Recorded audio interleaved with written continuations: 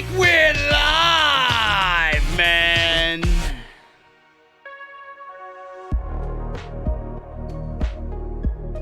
How many people am I going to upset tonight by talking pro wrestling? I love it.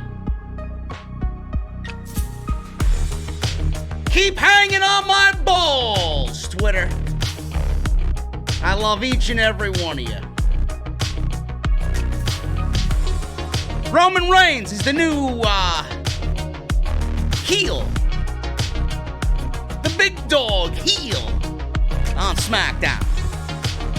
So what does WWE go and do? Do they find him a credible contender for the Universal title?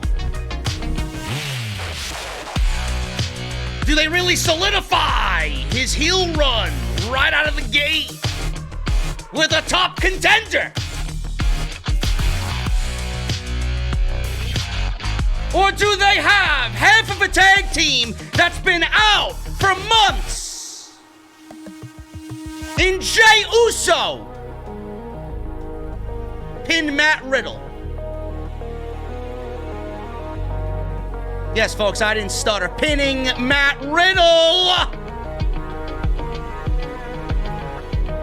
to become the number one contender. Unbelievable. Sasha Banks, Bayley, it's over. Bayley turns on Sasha, we'll talk about it. SmackDown was live from the Thunderdome, and Off the Script is live right here on Off the Script.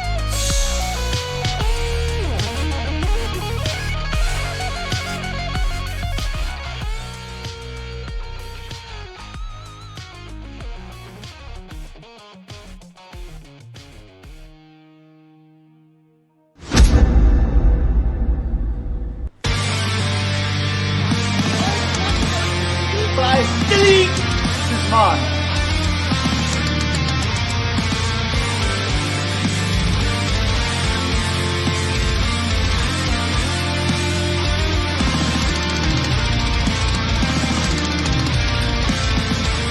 Alive with it. People still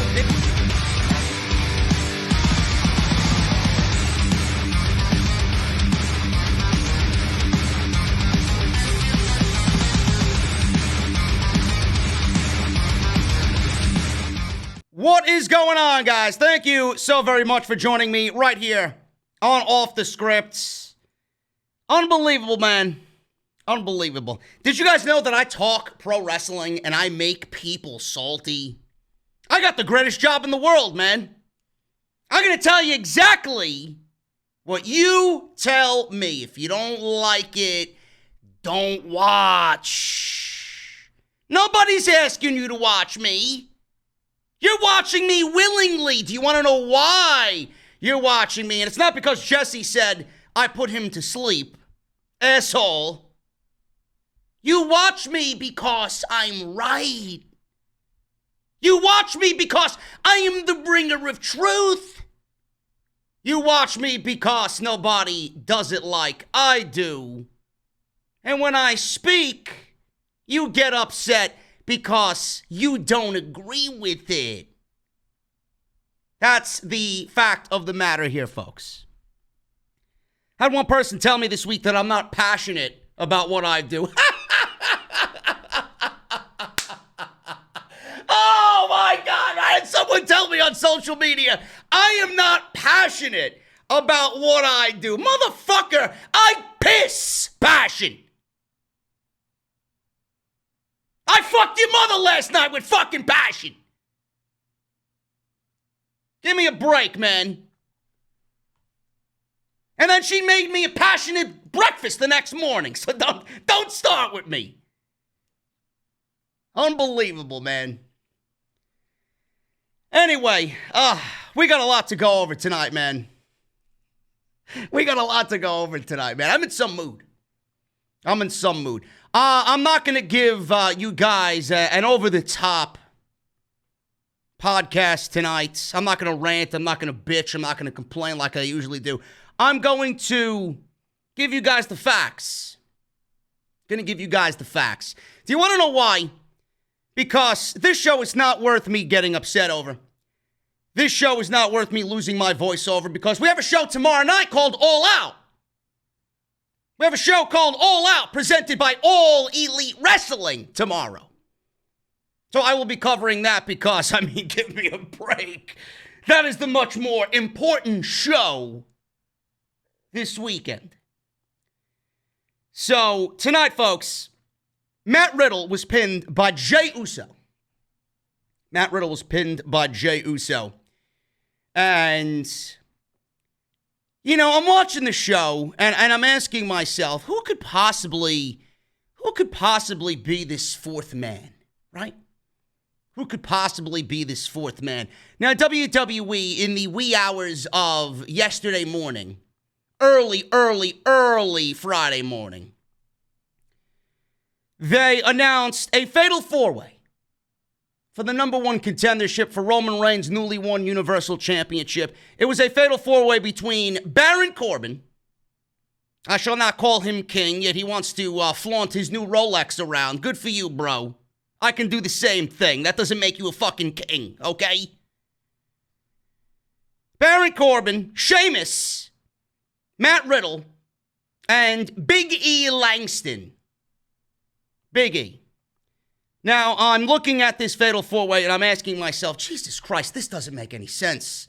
But it's Bruce Pritchard, it's Vince McMahon, it's WWE, so I'm not really going to get bent out of shape over their illogical messes, but I'm looking at these four, and I'm looking at it, and I'm like, Jesus fucking Christ, do these people love booking themselves into a corner? So let's go over. It's like class, right? Sit down, get your fucking notepads out, right? Get your pencils out, or your writing utensil. Sit down, and while I teach, shut your fucking mouth.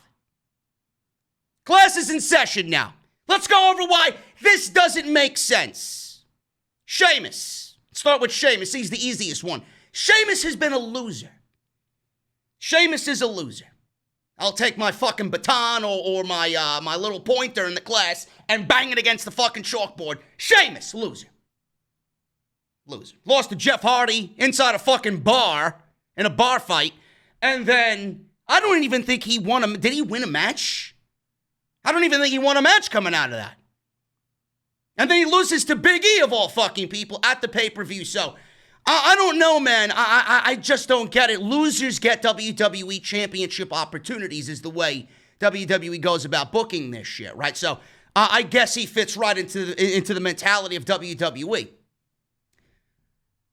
In all seriousness, Sheamus is a loser, doesn't belong there.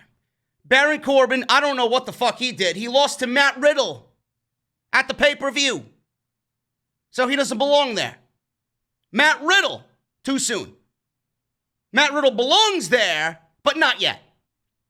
Matt Riddle belongs there, but not quite. Matt Riddle belongs there, but not yet.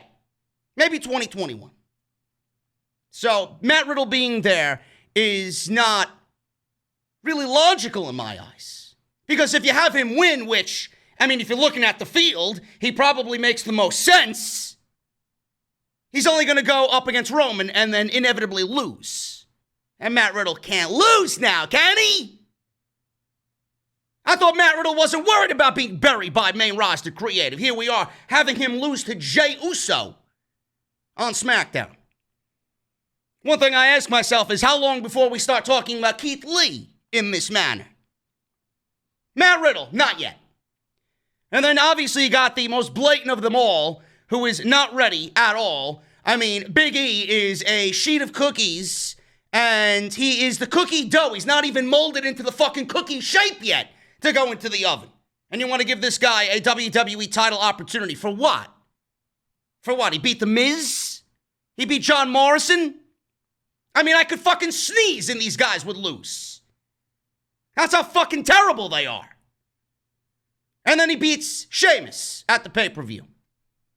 Doesn't really constitute a WWE title opportunity. So when I looked at this, WWE had booked themselves into a corner again. So on tonight's show, they have Big E attacked by Sheamus. Great attack. White noise by Sheamus on top of a vehicle. And right through the driver window. So that was a very good attack by Sheamus. Takes Big E out. So I'm thinking to myself, man, WWE is trying to correct their mistakes tonight. Because they realized, hey, man, this doesn't make any sense. So then it's a triple threat match and not a fatal four-way. And then all of a sudden, Adam Pearce is dragged away by Paul Heyman. And Adam Pearce is, I guess, told something by Paul Heyman, or Paul Heyman negotiates something here. And the last time Paul Heyman negotiated something was with Roman Reigns when he signed a contract 90% through the match at Payback in the main event after the bell rung. And we didn't really understand why that was being done. It made no sense. It was illogical. So the last time Paul Heyman did something that didn't make any sense, it was illogical. So I'm not really trusting Paul Heyman to really negotiate with anybody at this current stage of the game. And by the time we get to the main event, we get JEY USO. And JEY USO is the number one contender for the WWE Universal Championship at Clash of Champions. He pins Matt Riddle with an Uso splash. And he is now going to go one-on-one with Roman Reigns. Now, I could easily shit all over this, but what good would that do? What good would it do me to shit all over? I do have some questions, though. Number one, and this is the way I've always thought, and this is the way that I always think constantly. WWE has one of the best and talented rosters that they've ever had in the history of that company. And this is the premiere show on Fox. And you mean to tell me that of all the roster that you have on Friday night, that JEY USO at this current stage in 2020 is the best that you have for a number one contendership for the WWE Universal Championship? I find that very difficult to believe, folks. JEY USO, he was obviously negotiated into the match by Paul Heyman. Paul Heyman took care of Roman's boy. And that's all the story is. Where they go from here, I will give it a chance. And I kind of know what their idea is. I kind of get their mentality behind it. But the bigger story behind all of it is, and please don't tell me to just sit down, shut up, and enjoy it, because that's not my job to do so. I watch through the eyes of a fan, but I also watch through the eyes of an analyst now. That's my job. My job is of an analyst. I have to analyze. I have to open people's eyes to the shit that they're watching, otherwise who's going to do it? JEY USO, number one, didn't make any sense to be in this match, no matter if it was negotiated or not. He's not a singles wrestler. And JEY USO going up against Roman Reigns really exploits a bigger issue. It exploits the fact that WWE, A, fails to push new talent, fails to get behind new talent at all. WWE should have never even put Matt Riddle or Big E in this situation tonight for a number one contendership. They should have episodic TV in place all year where you have a main event scene, a mid-card, a women's division, a cruiserweight division, so on and so forth. If you had people dedicated to their own divisions, because divisions mean that there's some sort of order in WWE and order on SmackDown or Raw. If you had people win matches, really feel like they deserve it, if you had different guys on the roster that you could plug into these F-level shows that you don't really give a shit about, which is exactly what Clash of Champions is, we wouldn't be here discussing why JEY USO, who the fuck, JEY USO, doesn't make any sense. You could easily have plugged a Cesaro in there. You could have easily have plugged a Shinsuke Nakamura in there. You could have easily plugged anybody like that in there. You could have done a Mustafa Ali if he was on SmackDown. Guys like that. But you're going to go with JEY USO. And never mind naming those guys. Nobody wins matches. So we're here. Nobody wins matches, so this is the outcome that we're all going for. And everybody in the community is going to be okay with Jey Uso getting a title match. I'm not okay with Jey Uso pinning Matt Riddle. I don't think anybody should be fucking okay with Jey Uso pinning Matt Riddle. I mean, Sheamus has been a loser on SmackDown. I don't know why Jey Uso didn't pin Sheamus. It's not like the first time he'd be pinning Sheamus anyway. He's made a whole fucking career out of pinning Sheamus. But why do you have to pin Matt Riddle? Why does Matt Riddle have to take a fucking pinfall, is my question. But we're looking at Jey Uso now, the number one contender for the Universal Championship, and to me, it just doesn't really resonate. It exploits a bigger issue that WWE has absolutely nobody in contention. And yeah, they're saving the bigger names for bigger shows. They're saving the AJ Styles versus Roman Reigns match. They're saving the Daniel Bryan versus Roman Reigns match. They're saving the Big E versus Roman Reigns match. We don't even know if these people are going to be on SmackDown by the end of the year with a draft rumored to be happening anyway. But my point of the entire situation is WWE continues to fail at creating new talent. Now, I do understand why they gave Jey Uso an opportunity here. I'm not an idiot. Number one, this is a throwaway pay-per-view. First of all, I don't really sit here and agree with pay-per-views being throwaway shows. WWE in some parts of the fucking globe are still charging this show as a traditional pay-per-view. They're pushing this show as a traditional pay-per-view. You legitimately have to pay money to watch this show. Some people legitimately spend the $59.99 or whatever the price is for HD to buy this show because they refuse to sign up for the WWE Network. Or maybe you're in a country that doesn't get the WWE Network and you have to gauge your spending habit on a WWE programming or WWE pay-per-view on the fact that this show's main event is Jey Uso versus Roman Reigns for the Universal Championship. I do not agree with shows being throwaway shows. When you start admitting that shows are just nothing shows, when you start admitting that shows are just throwaway shows, you're already defeating the purpose of why you're even on fucking TV and why you're in the position that you're in now anyway. Nothing should be throwaway show. Nothing. Nothing should be a throwaway show. Nothing should be a throwaway pay-per-view. I don't agree with that. Why would you want someone to say it's a throwaway show and you willingly spend all of your time investing the time of yours, which is precious, into the WWE program and into the WWE product? Why? Is that exactly what you want to hear? Oh, it's a nothing show. It's a throwaway show. It's a throwaway pay-per-view. I don't agree with that. That sounds ridiculous to me. If I was a wrestling promoter and a wrestling booker, we don't have throwaway shows. Never. So I never agreed with that, no matter what. But in this case, I gotta dumb down what I say because everybody is of a simple-minded fucking, mentality nowadays in the community. So I will lower myself to your standards. This is a throwaway pay-per-view. Who gives a shit about the Clash of the Champions pay-per-view? Even though everything I just said makes complete sense, it's a throwaway show. In your eyes, it's a throwaway show. So why not give Jey Uso an opportunity? The other thing is, Roman's a heel. Roman's a heel. Now, and by the way, I want to make this another issue, let's take a little detour here. No, it's not unpredictable. It's stupid.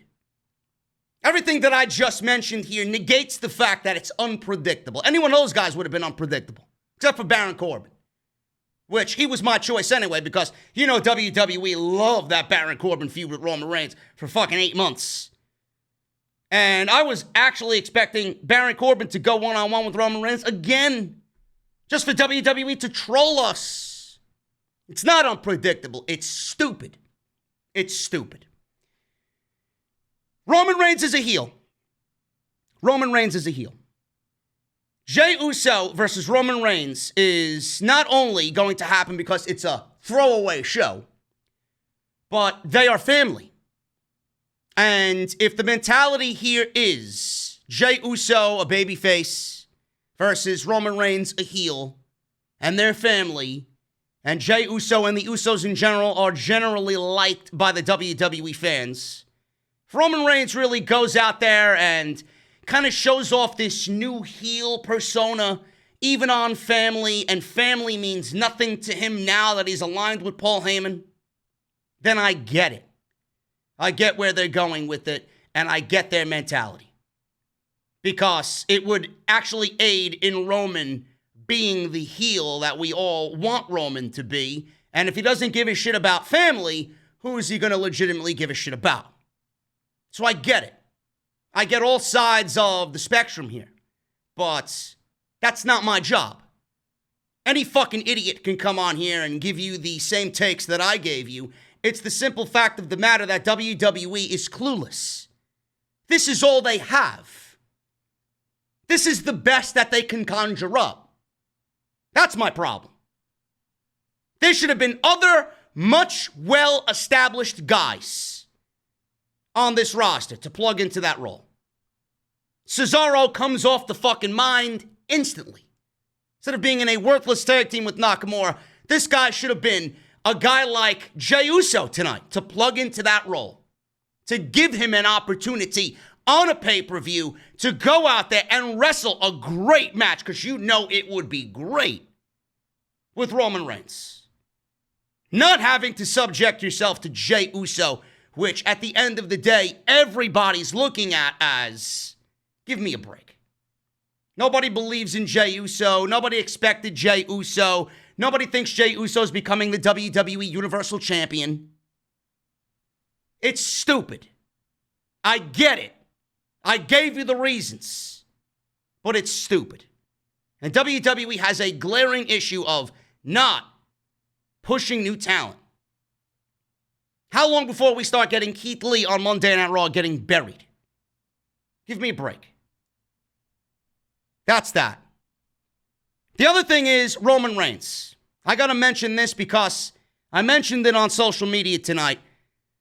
The opening promo with Roman Reigns, which we'll go over on what Reigns said and what Reigns did with Paul Heyman and what Paul Heyman expressed to the WWE fans. Roman Reigns tonight in this promo did great. He looked great. He didn't do anything. He stood there. He just stood there with this menacing grin on his face, holding the WWE Universal Championship while Paul Heyman spoke in this very direct and very low-toned but very kind of intense promo. The promo almost came off as if he was throwing knives at everybody, just seeking, to hit a bullseye on everybody, that he's back. Everybody thought he was gone, but now he's back. Roman comes out to the same theme music. Roman comes out wearing pretty much the same thing that he wore when he was a babyface. The only difference is Roman's wearing a new t-shirt. Instead of something saying the big dog on it, it says, show up and leave and show up and win tonight, I think it was on his shirt. Wreck everyone and leave. These little mantra sayings that he's got on his t-shirt now. Paul Heyman's there. He's aligned with Paul Heyman. That's the biggest heel move you could possibly make in the WWE, aligning yourself with Paul Heyman. But am I to believe that WWE is all in on the Roman Reigns heel turn when basically he is just standing there showing off a mean grin and he's standing there with Paul Heyman? Am I just to believe that is the extent of this heel run? Oh, he's a little bit more physical. Oh my God, he's going to cheat to win. Oh, he signed the contract after the bell rung and 90% of the match was over at the pay-per-view. Oh my God, that's such a heel thing to do. Let's rejoice. So that's really what makes a heel. A heel doesn't need to cheat to win. You can be heels in other way. Or in other ways. Heels can be heels in other ways. Roman can be a heel in other ways himself. All Roman has to do is change his look slightly. I'm not even asking him to change, his entire appearance. Come out wearing a suit. If you aren't booked to wrestle and you're doing one of these skits with Paul Heyman, come out wearing a fucking $20,000 fucking Armani suit. Come out looking like a prick who is now involved in nefarious business with Paul Heyman because Paul Heyman is a cocksucker. Because Paul Heyman cannot be trusted. The $20,000 suits, the big Rolex watches, the fancy cars. I've said this for years. 5 years I said this. Roman was that heel in NXT. Why can't he be that heel on the main roster? It's almost as if WWE is not going full-fledged. They're not pushing themselves to the brink with this Roman Reigns heel turn. Which means one of two things. Number one, WWE is never committed to anything. Not committed to this completely. They're doing it because they can, not because they want to. Not because it makes him a better character. Not because it makes the shows a little bit better. But they're doing it because they're eventually using this to only get him to where they want him.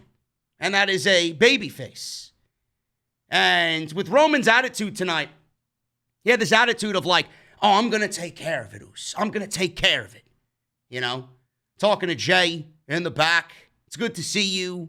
Don't worry. Can you, JEY USO even X, can you trust Paul Lee? Are you doing the right thing here? What's going on? You didn't answer my calls. I haven't talked to you. It's good to see you back. I want to talk to you. What's going on? And Roman's like, I got it, Uso. I got it. Don't worry about it. Things are lining up the way that I want. That just rubbed me the wrong way. That rubbed me the wrong way. Because I was just envisioning this is going to be a situation where they have Roman get revenge on Paul Lee. In comes Brock Lesnar, and we get the roles reversed. People think the roles are going to be reversed, right? Brock Lesnar is going to come on in and seek retribution against Reigns, and we're going to go back to that Roman Reigns and Brock Lesnar match all over again, which, I mean, if I have to sit through that again, I mean, give me a break. Give me a break. That's not what anybody wants to see anymore. That is so in the past. It is so done and over with. But Roman needs a slight change in appearance. Like, I'm all right with the theme music. If they don't want to change the theme music, if they want to keep him with the same theme music, because it's one of those things that fits Roman, it makes people think of Roman, then by all means. I don't even think the people that they have writing theme music now can even come up with something better than Roman's current theme. If they don't change the theme music, I'll live with it. But I mean, Jesus Christ, change the guy's fucking outfit. Give him a heel look. It only goes so far when he stands there exactly like Brock Lesnar and Paul Lee is talking for him. You gotta show me more. Just a little bit. I'm not even asking you to change everything about Rome. Just a little bit. Aesthetics go a long way. So that's that. Guys, we got almost 1,700 live here tonight on YouTube. I appreciate you guys hopefully making me the number one podcast in the entire community. Hoot Media. You know what I'm going to ask you? Are we number one? Are we number one? Number one by almost 1K, says Hoot Media. Excellent job, Hoot Media. Thank you for being here. Thank you guys so very much. We have a lot of news to go over. I got all the SmackDown news lined up for you guys tonight on the podcast, and we will go over the entire show tonight, including the Bayley and Sasha Banks interesting twist. It wasn't Banks turning on Bayley. It was Bayley turning on Banks. And like I said, when Bayley attacked Kairi Sane on Monday Night Raw, when Asuka and Sasha Banks had that Raw Women's Championship, I'm going to say the same thing that I said on that night. This could have been done, A, a week earlier, B, a lot better than what WWE did here tonight. But I'm interested. I've been invested. I'm giving WWE the trust, which I don't do easily, to take me on this Bayley and Sasha Banks story. I hope that they deliver. We'll go over that as well. The news I got for you, Miz reveals the purpose of the controversial Big E Talking Smack segment. Who wanted Roman Reigns to turn heel at SummerSlam? Backstage details on why WWE had Roman Reigns beat Bray Wyatt for the Universal title. Bray Wyatt was on the show tonight, and he revealed that there will be a new member of the Firefly Funhouse next week on SmackDown. Everybody's first thought was Alexa Bliss. What is Paul Heyman actually doing as far as creative for Roman Reigns? What are his contributions to the Roman Reigns heel turn that happened at Payback? Roman Reigns expected to get a very long run as Universal Champion. AJ Styles, what he thinks of Paul Heyman coming back to SmackDown. And why Daniel Bryan has been absent from the SmackDown brand starting in May. Or dating back to May, I should say. Where is Daniel Bryan? Also got news on Jeff Hardy. How much time did WWE actually add to Jeff Hardy's contract on SmackDown? According to Matt Hardy, he ain't going anywhere anytime soon. So we'll talk about that on the podcast this evening. Guys, follow me on social media at JD from NY206. That's on Twitter and Instagram. Hit that subscribe button down below. Turn on that bell for notifications. I appreciate you guys very, very much. If you guys want to support the podcast, you can do it a multitude of ways. Number one, hit that subscribe button. Best way. Number two, hit the thumbs up. Best way possible.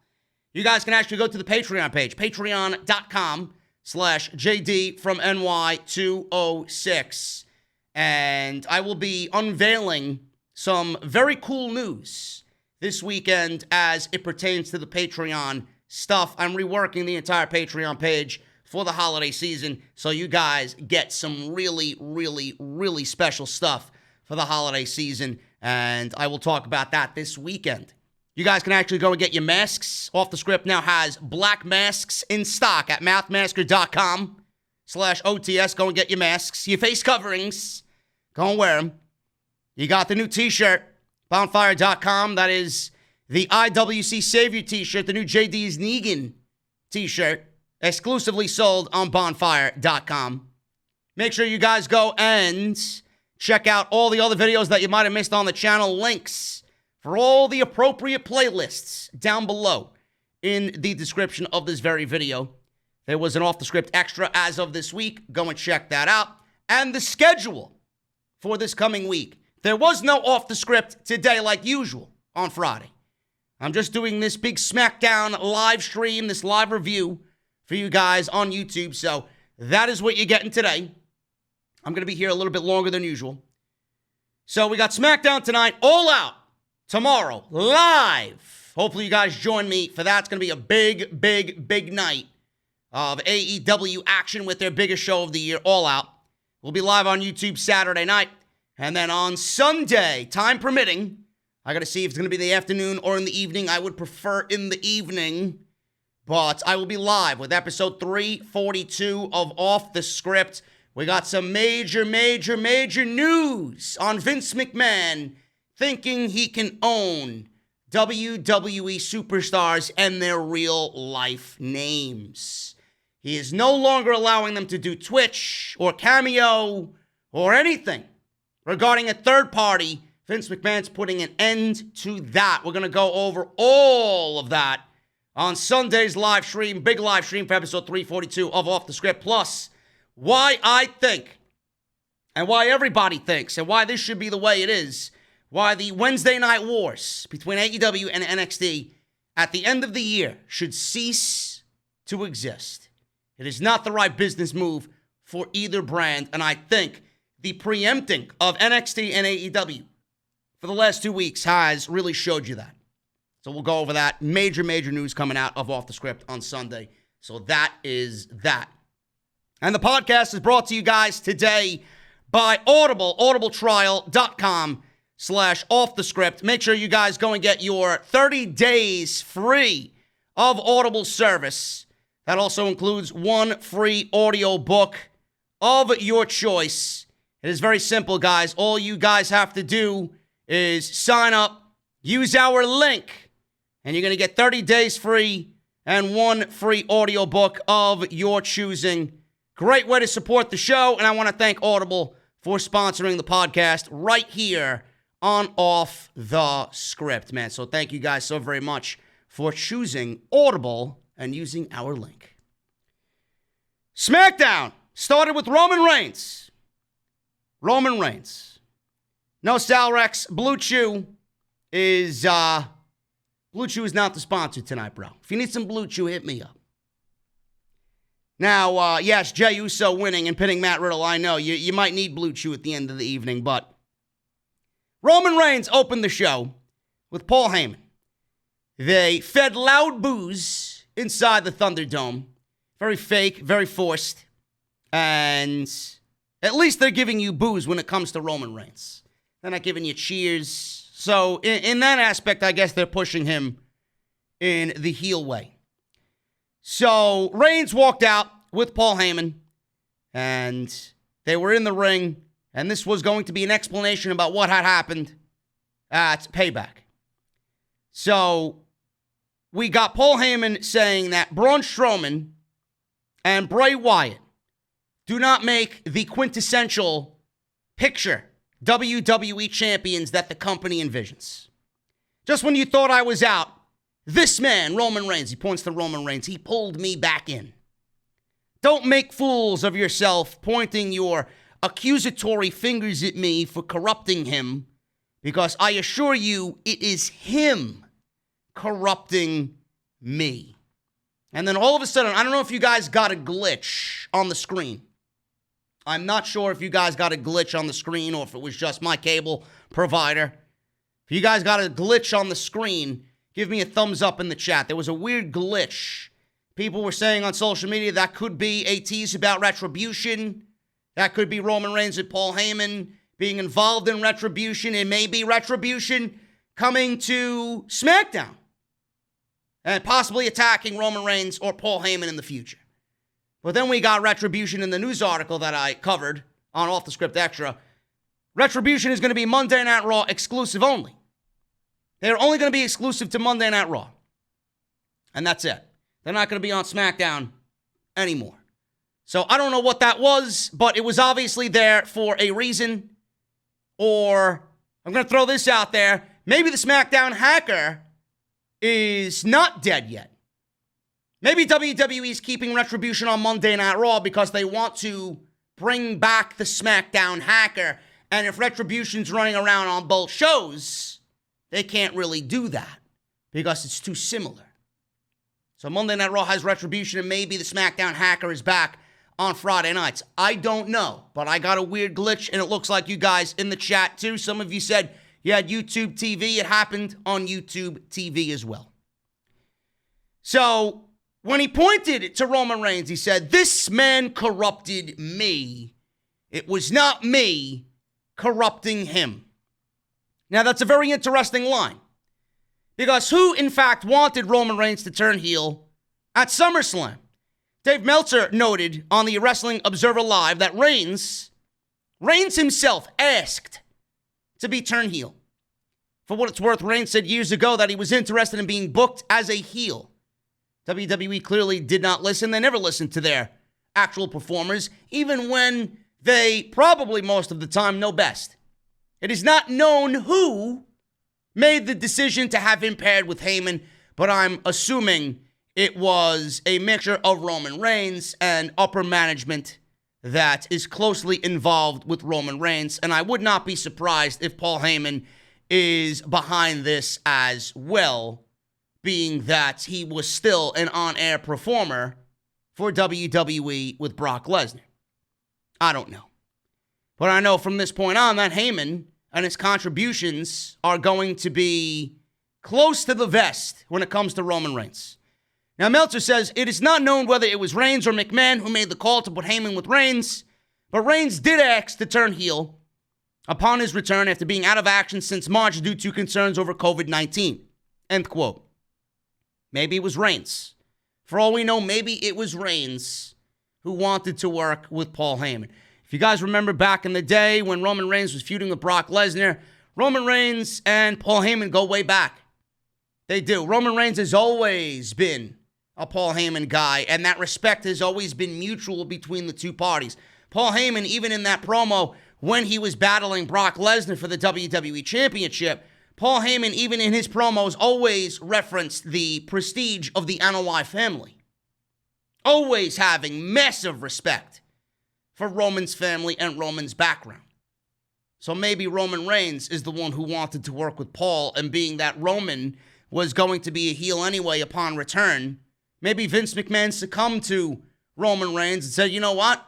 I think that works. But remember, folks, it's because they can do it, not because they want to do it.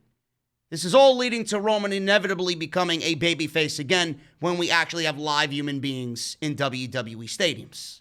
That's all it is. Now, with Paul Heyman, how much is he involved with Roman Reigns? Now, this was reported by Ringside News. They have learned exclusively that Paul Heyman has a significant role in this Roman Reigns story. Heyman is the advocate for Roman Reigns, and they have learned that Reigns and this storyline has Paul Heyman fingerprints all over it. They are very good at keeping information in a very tight, need-to-know circle. A longtime writer in WWE with close knowledge of this situation told Ringside News, none of us knew the finish for Payback. But that's how Paul Heyman and Vince like to do things when they coordinate their efforts, end quote. It was told also to Ringside News that the entire triple threat contract situation had to be a Heyman ploy. It was noted that Heyman likes to include subtle things, and Reigns not signing his contract until his entrance at Payback was the payoff that he was looking for. This was an angle that started at the beginning of Raw and concluded with Roman Reigns raising the Universal title over his head on Sunday at Payback. So that is that. Now, I love Paul Heyman. I think Paul Heyman is a genius in his own right when he wants to be. But with that story, it looks like they're booking Roman Reigns in the exact same way as Brock Lesnar. So that's the way Paul Heyman does things. Close to the vest. And the only ones who know anything regarding Brock Lesnar are Lesnar, Heyman, and Vince. That's it. Kevin Dunn. That is it. And it looks to be the same way with Roman Reigns here. So we could be in for a very unpredictable Roman Reigns Universal Championship run. Now, I said Paul Heyman can be a genius when he wants to be, but that doesn't mean what happened at Payback made sense. And no, Roman Reigns doesn't need to be that type of heel. That type of heel move is just not necessary in this run.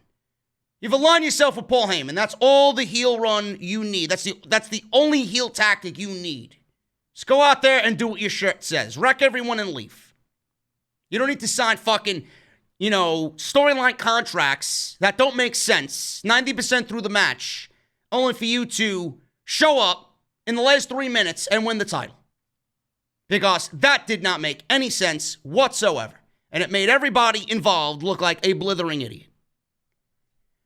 Now, speaking of the Universal Championship, Reigns is expected to get a very long Universal title run.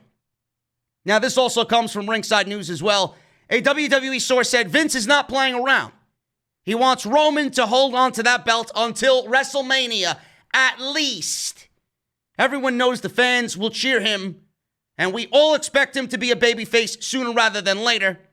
But the games with the silly verbiage in promos are done with, a.k.a. sucker and succotash, or whatever Roman Reigns was talking about, giant men and beanstalks, all that shit's gone. All that shit is done for. So Roman Reigns is going to be in this role where he's going to hold the title till WrestleMania, and those promos, they'll all be recited by Paul Heyman. Roman does have more inputs this time with what he says, if need be. So that's that. So that is the latest on the Paul Heyman situation. Now, what about the Roman Reigns and Bray Wyatt situation?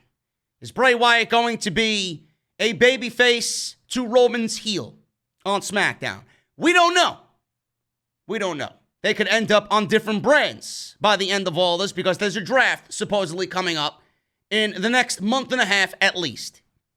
Sportskeeda explained that WWE had Reigns pin Wyatt. Oh, actually, he didn't pin Wyatt. He pinned Strowman. But They had Reigns dethrone Bray Wyatt at Payback as champion in order to bring him more heat as a heel. Wyatt is supposedly being pushed as the lead babyface on SmackDown from this point on. They say, and I quote, "As for why they gave The Fiend the title, they wanted the face to lose," they explained. "You're supposed to hate Roman Reigns. They're genuinely worried now that they've made him a badass. Everyone is going to cheer him. That's why in the Thunderdome, people were specifically instructed to boo Roman Reigns." And I know that is a fact because I've had people come to me tonight on Twitter telling me that they were in the Thunderdome and they were telling me that Tom Phillips, in the most cringe-like way, was giving orders on what to do inside the Thunderdome. When Reigns returned at SummerSlam, he attacked both Wyatt and Strowman. Many interpreted that, on that night, to be the start of this heel run. And if there is a change of plans, it looks like there's not going to be. WWE is keen on pushing Wyatt as a face and Roman Reigns as a heel. So that was that. I don't mind that Wyatt was not pinned. Strowman was definitely the right guy to be pinned. But I don't really understand why you just didn't have a situation where Strowman, coming out of SummerSlam, WWE booked themselves into a corner. I don't know why WWE made a Falls Count Anywhere, Last Man Standing match, whatever the fuck they made, at SummerSlam. I don't know why they just didn't have that match to be a regular one-on-one match. They could have gotten through it. It would have been terrible because everything that Braun Strowman does is a gimmick anyway. They could have had Braun Strowman in that match with Bray Wyatt, ended a no contest. Strowman could have taken that title to Payback, and Roman could have pinned Strowman and won the championship that way. You didn't need Bray Wyatt to win the title at SummerSlam, take it into Payback a week later, and then have him become a two-time transitional champion. That's the problem I have. Now, a lot of people are saying, oh, the Fiend doesn't need championships. Paul Heyman even said it here. He doesn't need championships. He's supposed to be a fiend. He's supposed to scare people. And who is he to be a WWE champion anyway? He wears a fucking mask. You're not going to go with the Fiend to be a PR monster for WWE and parade around with the WWE title. But I don't understand why you got to give him a title only to have him drop it 7 days later. Yeah, he didn't factor into the pin, but I mean, I don't want to bring it up again, but the situation with Goldberg in Saudi Arabia, man, that left a very nasty taste in everything The Fiend has done in 2020. And that is the reason why everybody, like me included, has stated that Strowman should have walked into Payback with the championship and dropped the title to Roman. Nobody's going to find sympathy in The Fiend. Nobody.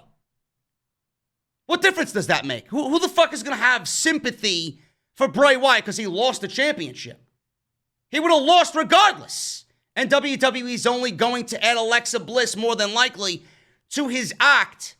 And that itself is going to solidify his babyface run, not the fact that he dropped the title.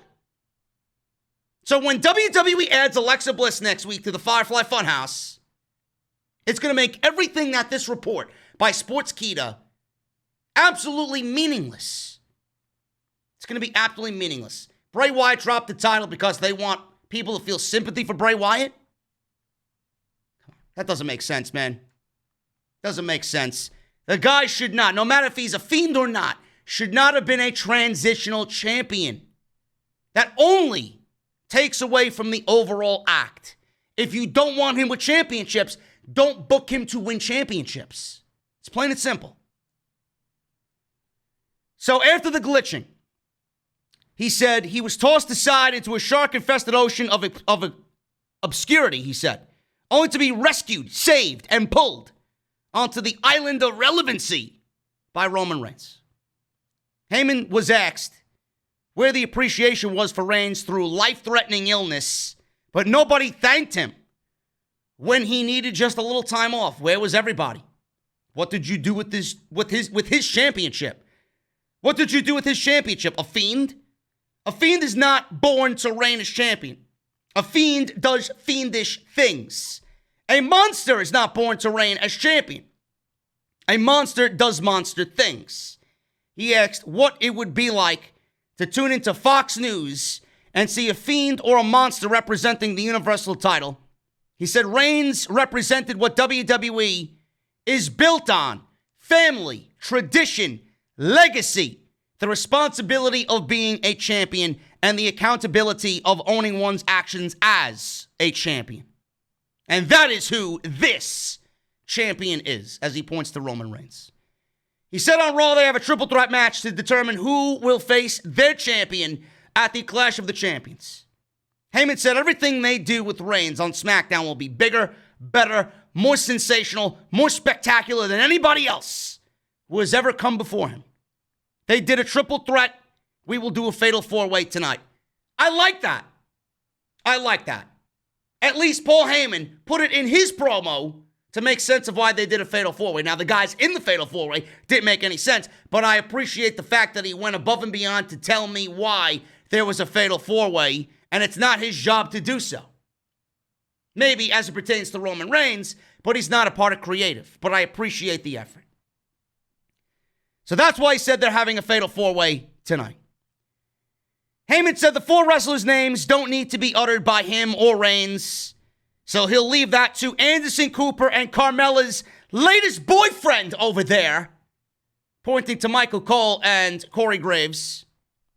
My name is Paul Heyman, and I serve as special counsel to the tribal chief, your reigning, defending, undisputed Universal Champion, Roman Reigns. And that was it. The mic dropped. Reigns lifted the microphone up and said, I am a man of my word. I did exactly what I was going to do at Payback. I signed the contract, wrecked the monster, and left as champion. He said at the Clash, he doesn't care who he faces. Feed them, and I'll watch them get slaughtered. Because this is now my island. So it's not his yard anymore. It's his island. When you have this type of power, all you have to do is show up and win. Believe that. And his t-shirt says, show up and win. And that was it. Very good promo.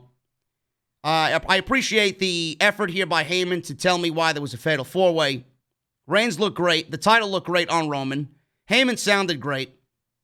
And I'm going to go cycle back to just a little bit of what I said before. Reigns needs to go full-fledged heel.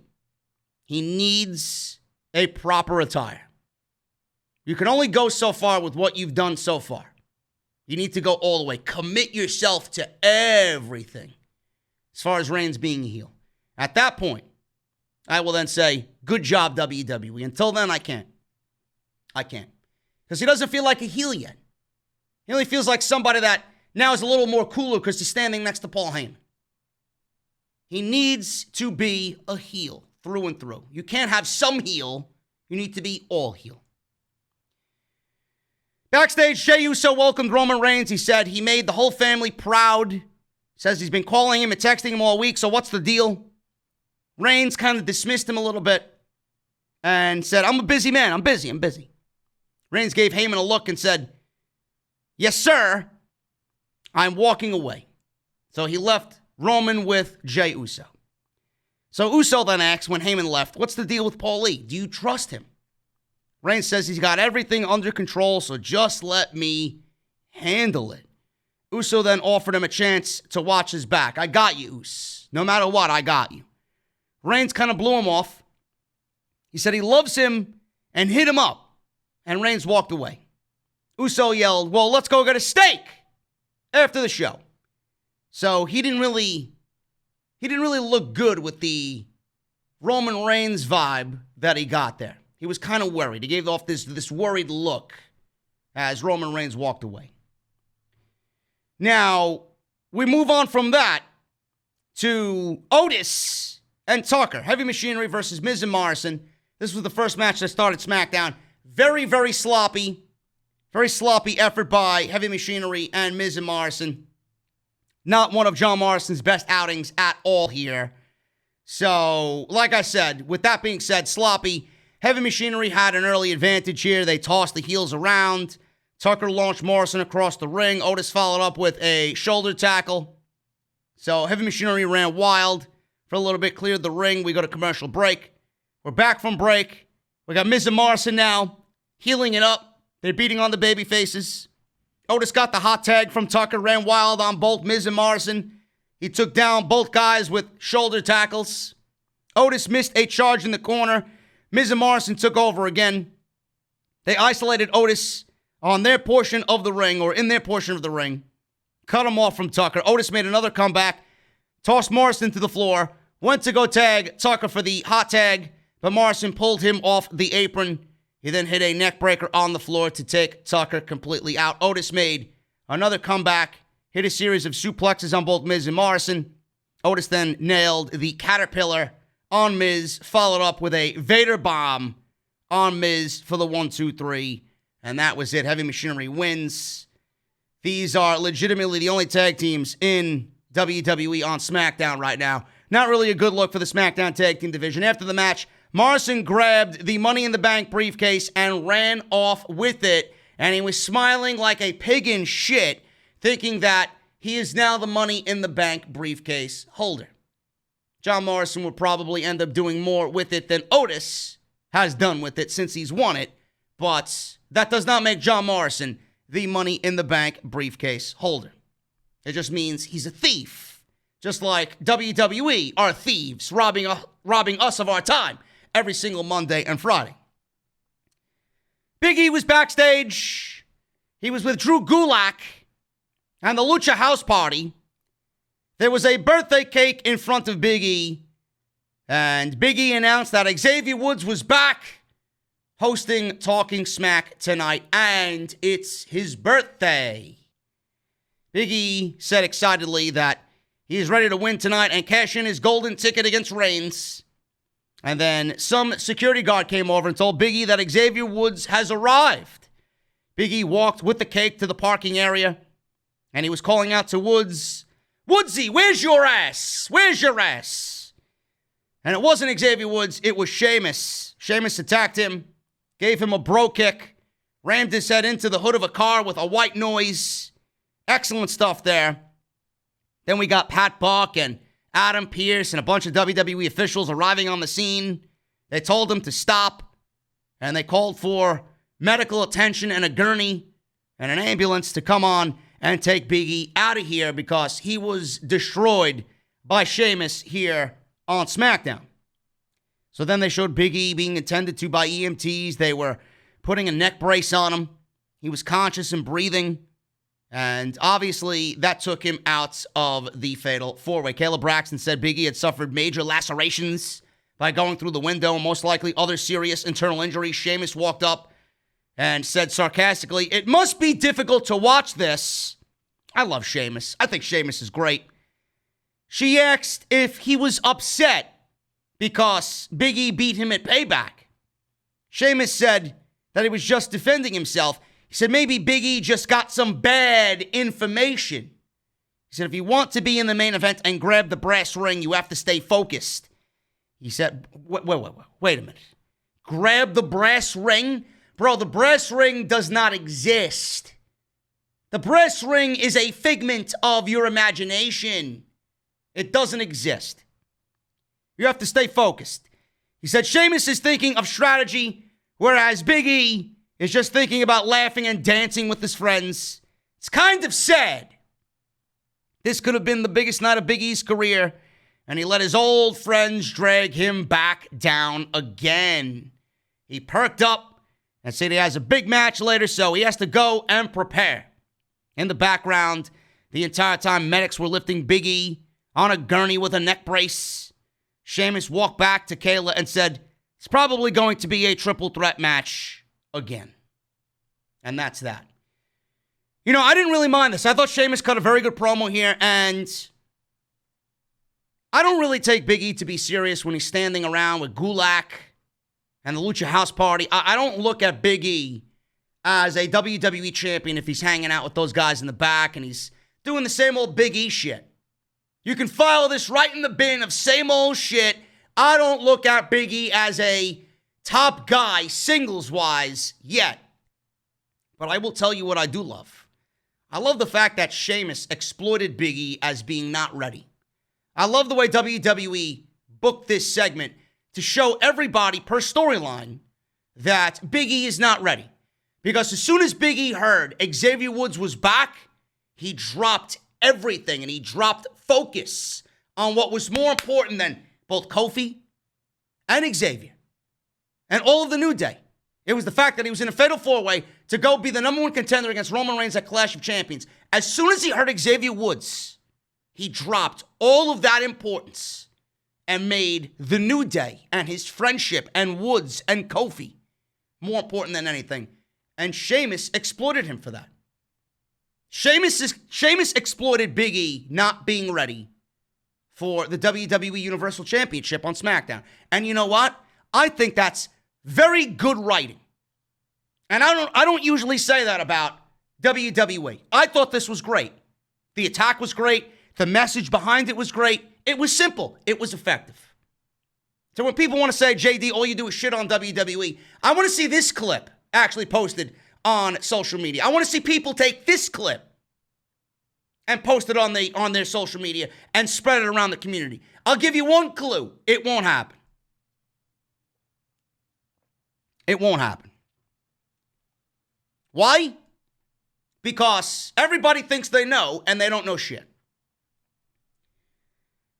Elise Ashton interviewed Bayley and Sasha Banks. Bayley said that they had never seen Jax and Baszler as a team before Payback, but now they figured them out and will prove that they can win.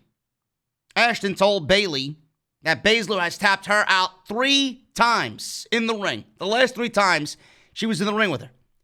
Sasha jumped in to defend Bayley, asking, "Who the fuck do you think you are?" She ran down Bayley's resume and her achievements: Grand Slam champion, longest reigning SmackDown Women's Champion ever, greatest women's champion in the history of this brand, one of the leaders of the revolution of women's wrestling, so on and so forth. She said also she's her best friend through the highs and the lows, and they've changed the game together. And that's that. So I read this in the notes. I'm thinking, and I heard Bayley say it, or Sasha say it about Bayley, and I'm like, something's going to happen here tonight. Something's going to happen. They're really harping on the fact that Sasha is very appreciative of Bayley and the friendship. And we're going to do this, and we're best friends, and yada, yada, yada. The more you say that, the more they're just going to throw you off and say, you know what, something's happening. Something's happening here.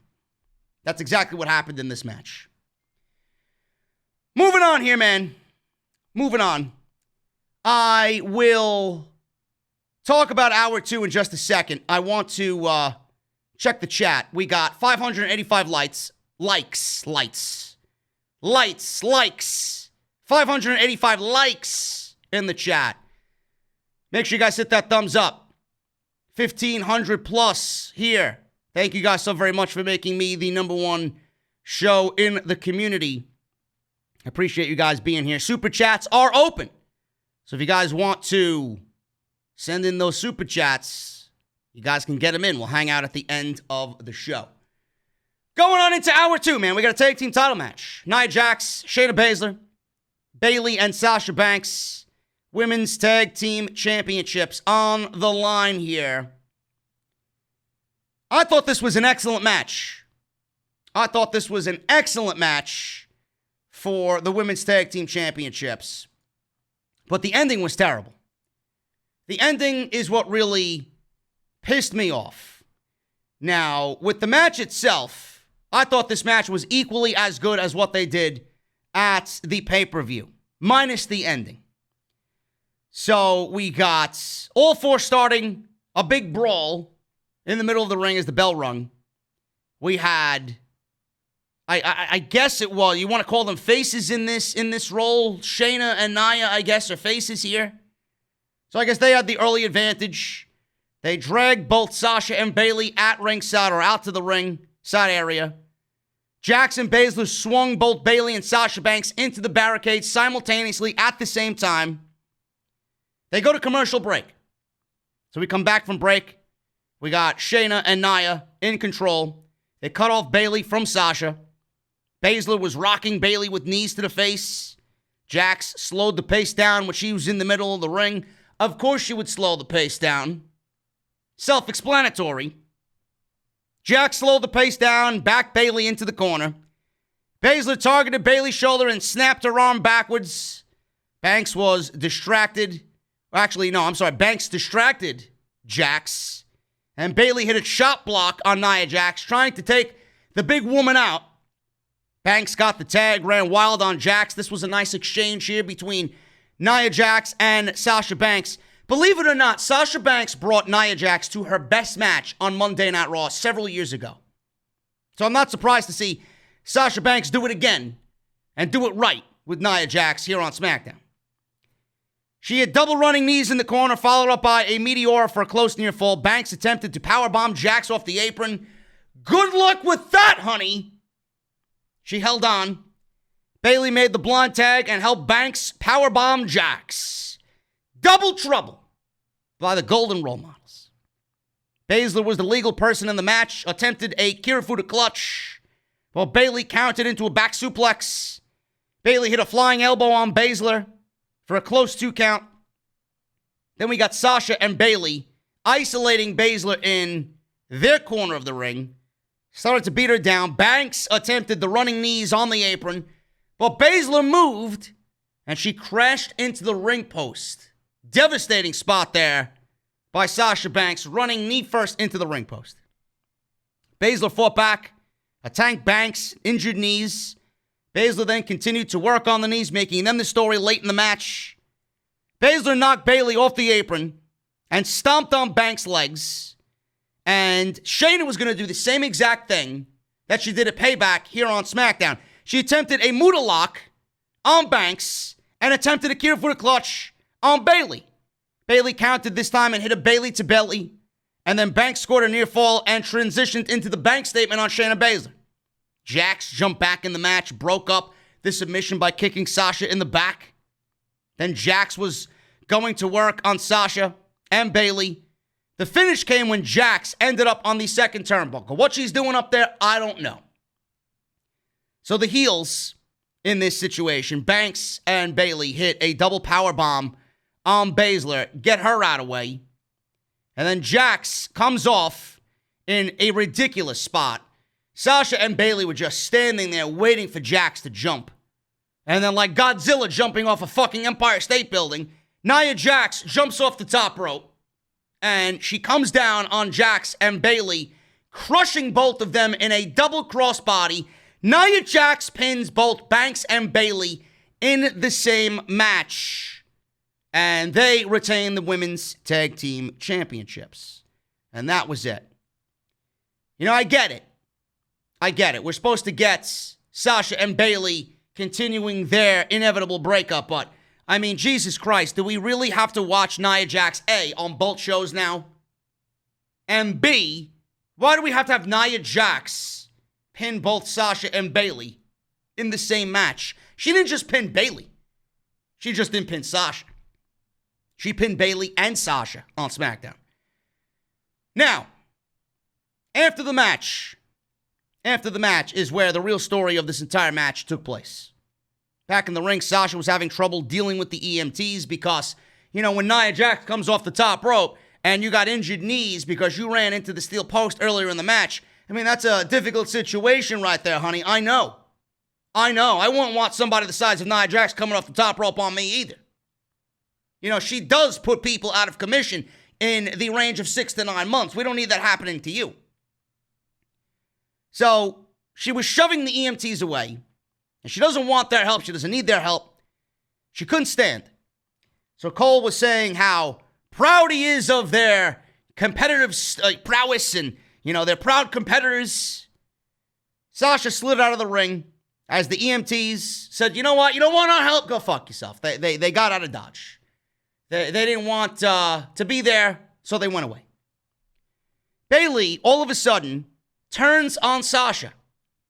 She stomps on Sasha in the ring, on the ring apron. Cole and Graves, I'll get to them in a second, were shocked.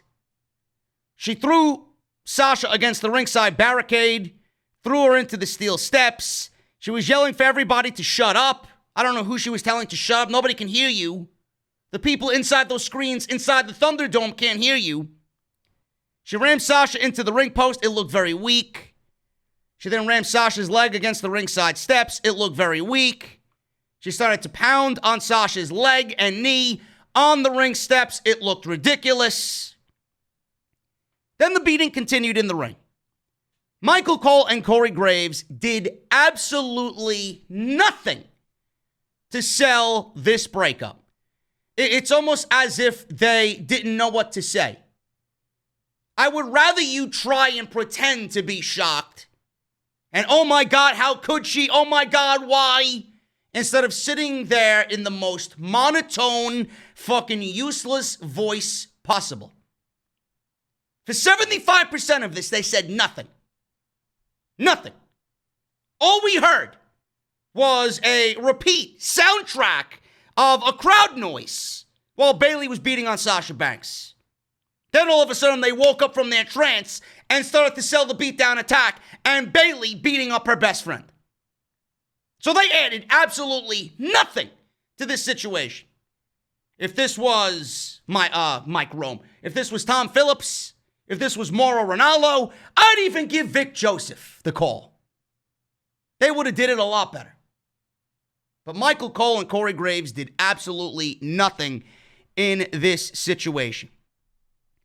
So Bayley threw her back into the ring.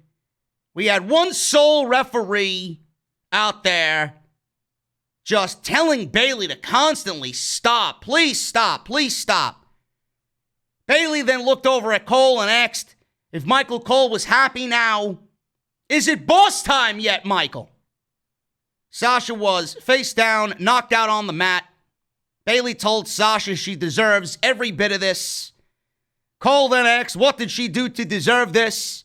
Graves said it was a tumultuous friendship, but it didn't have to come to this. I mean, this is a guy that egged it on, and now he's saying, oh, yeah, well, why is it coming to this? It didn't need to come to this. Bayley brought in a chair into the ring, put it on Sasha's leg. Sasha began to fight back with some kicks, but Bayley charged at her with a shining wizard and knocked her out. Enough. She made her point. She made her point, says Michael Cole, screaming. Now he wants to get involved after sitting there in silence for most of this attack. So then Bayley drove Sasha's head face first into the mat. She put Sasha's head in a folding chair. Michael Cole said someone needs to do something. Where the EMTs were, I don't know. Why they showed concern for Sasha then, and now, during this attack, didn't give a shit. You had one sole referee out there screaming, enough, stop, Bayley, stop, please stop. Meanwhile, he's one man, and Bayley is one woman. You mean to tell me the referee couldn't come into the ring and stop this fucking attack from happening? You mean to tell me that referee couldn't get into the ring and stop Bayley from jumping off the top rope and doing what she did with the chair? And stop the Shining Wizard? Where was everybody else in the back? Where was the rest of the referee staff? It's situations like this that don't make sense to me. It just looks ridiculous. And then after Sasha Banks gets her leg obliterated, then we see the 6 referees come out there.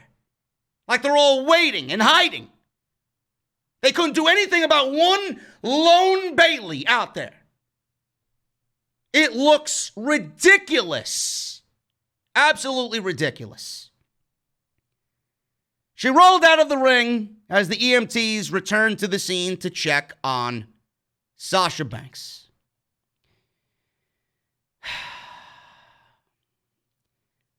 I will say this, man. I'm intrigued. Everybody thought it was going to be Sasha turning on Bayley. It's Bayley turning on Sasha. So it looks like WWE is keeping Bayley a heel and Sasha is going back to being a sympathetic babyface. Great. Fine. Everybody thought it was the other way around. I'm intrigued. But I will say these two things on this and I'm going to call it a night on this storyline. This was produced terribly. I don't understand. Now, granted, this was a situation that we seen coming. It was going to happen eventually. And WWE, they can't wait for fans to be back. This was weak. This lacked intensity. It didn't come off good. And it just didn't feel like a culmination of everything we've seen lead up to this. It didn't feel like it. And I know I'm not the only one that feels that way. It didn't feel like it. It lacked intensity. And the one big question that I have is, why did you need to do this match again on SmackDown to get to this split? Why did you need Nia Jax to come off the top rope and the knees to be the issue here? Why? Yes, you wanted Bayley to turn on Sasha, but I don't understand why you needed the situation to happen tonight. And all of this couldn't happen at the pay-per-view on a bigger stage. Why did it have to happen on a random episode of SmackDown? I don't really get that. It should have been saved for the pay-per-view. The pay-per-view should have had an ending like you had tonight, and that should have been the stage. So that's my gripe there. My other gripe is Bayley needs to come out and not wait a week or 2 weeks or 3 weeks or fucking do the heel thing and not say anything at all because we don't deserve it. Bayley undoubtedly needs to come out next week and explain why she did what she did. There's no lingering. There's no waiting on anything. She needs to come out and immediately say what she needs to say. And by the looks of it, I don't think Sasha Banks is going to be ready in 3 weeks at Clash of Champions. Not with that attack.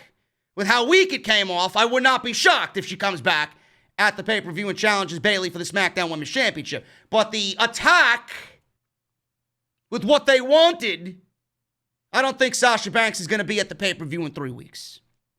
It lacked intensity. Bayley needs to come out and say what she needs to say next week. And I don't know why this wasn't done at the pay-per-view in the same way that they did it tonight. That's all I'm going to say on that. But I'm intrigued. I'm interested where they go because they flipped the switch. We thought it was going to be Sasha turning on Bayley. Instead, it was Bayley turning on Sasha. Sami Zayn, the real Intercontinental Champion. They showed Sami's return last week. Graves said Sami never did actually lose the Intercontinental title. Sami ran to the ring, did his dancing to the ring. So he gets in the ring and he looks over at Greg Hamilton. And he asks Greg Hamilton, did you address me as the Intercontinental Champion? And Greg Hamilton saying, no, it's not in my notes. It's not in my notes. Sami then grabbed the headset by the ringside timekeeper. And then he put on the headset. And then he addressed Marty in the production truck. Marty, listen, I know it's a busy night over there. I know you got your hands full. Did you include Intercontinental Champion on my graphic while I made my way down to the ring? So Sami did not like the answer he got, and he also was told by Marty it wasn't in his notes. So Sami said, listen, I don't think any of you guys are taking this very seriously or serious enough. So he wanted them to redo his entrance. Out comes Jeff Hardy and said Sami didn't need to attack him. He said if he wanted an IC title match, he just had to ask. Sami said, that's nice, but also confusing because he is the IC champion, not Hardy. He told Hardy he should ask him for a title match. Hardy said he doesn't need to ask him anything. Now, Jeff Hardy has been back in the WWE for a couple of months now following the surgery and his rehabilitation and his drug problems and his court dates and all that stuff. And you all know that Jeff Hardy had months added on top of his WWE existing contract. But nobody knows how many months. Well, Matt Hardy was actually interviewed by Chris Van Vliet over on his channel. And I'm not sure if he mentioned it there. He might have mentioned it there and then Meltzer followed up on it. But according to Van Vliet in the interview and The Observer with Dave Meltzer, WWE decided to tack on 20 extra months to Jeff Hardy's contract, existing contract. So this won't see Jeff Hardy's contract expire for almost 2 additional years. So if you guys had thoughts of Jeff Hardy going to join Matt Hardy in AEW, bro, you're going to be waiting quite a long time. Jeff had shoulder surgery, like I mentioned, knee surgery, and other issues. And WWE, obviously, with him missing time, it's ironclad in their contracts. They added 20 extra months on top of his existing deal. So that's that. So, like I said, Jeff going to AEW is definitely going to happen when the time comes, but it ain't happening anytime soon at all. Now, Daniel Bryan. I mentioned Daniel Bryan because he is a former Intercontinental Champion. And I figured, when Sami Zayn won the match at WrestleMania and he went away, and then we got Bryan versus Styles in the Intercontinental Championship Finals, it would have been a great story to have Sami come back as the real champion, Daniel Bryan be the new champion, and we get champion versus champion a la Shawn Michaels and Razor Ramon at WrestleMania 10, 1994. That's what I thought that they were going to do. And it would have tied up loose ends for their storyline. But WWE didn't do that. They gave it to Jeff Hardy. Now AJ Styles is involved. More than likely, we're going to get a triple threat match at Clash of Champions for the IC title. But Daniel Bryan is a former IC champion himself, and he's been noticeably absent on SmackDown. There were reports that Daniel Bryan is actually working on the creative team on SmackDown, and the likes of Cesaro and Nakamura and the Lucha House Party, Drew Gulak, guys like that are being pushed. Chad Gable, guys like that are getting more TV time because of Daniel Bryan's influence in creative. That was the last time we heard about Daniel Bryan's involvement with SmackDown. But Daniel Bryan's been absent from SmackDown since May as far as an in-ring role. Now, his last match for the IC title was on 5/26 against AJ Styles. Bryan is still on the creative team, like I mentioned, but he's not coming in to work. Now, Brie Bella and Daniel Bryan actually had another child. They welcomed their new son to the world in August. And Dave Meltzer reports Bryan's WWE absence came after Bryan, Styles, and Renee Young were in a segment together. Then Styles and Young tested positive for COVID-19. Renee Young tested positive for COVID-19. We all know that. She blasted WWE in a shoot interview about that. And AJ Styles then came out recently on his Twitch and said that he had coronavirus, COVID-19. Everybody's got a form of coronavirus in them, COVID-19. And he said he was fine. He was fine. I don't know if WWE wanted him to unleash that information, but he did anyway on his own Twitch platform. So Bryan was in that segment. So then he opted to stay home. Bryan has not returned since that incident. Although he's taped some things for SmackDown, he's now on the creative team. He's working and doing everything they want him to do from home. He's not returning to Orlando anytime soon. And obviously with his wife being pregnant and then giving birth, obviously they're taking precautionary measures to make sure everything is right with his family. So Daniel Bryan, he will be back eventually, but with the birth of his newborn son, I don't see Daniel Bryan back on TV until the end of the year, the latest. For me, in my opinion, we probably won't see him back until the Royal Rumble. Because I can absolutely see Daniel Bryan coming back in 2021 with fans being a major factor, going into the Royal Rumble, maybe winning the Royal Rumble, and going on to challenge Roman Reigns for the WWE Universal title.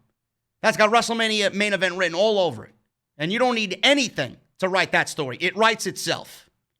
And my God, if WWE goes and tells that story the way that I think that they should, we may be in for a fantastic WrestleMania main event. In my opinion, that's the main event that it should be at WrestleMania, not Big E. Not Big E. Especially for SmackDown. Daniel Bryan versus Roman Reigns is your Universal title match at WrestleMania. I think that would be great. Now, a lot of you guys are probably saying Big E because it puts Big E over.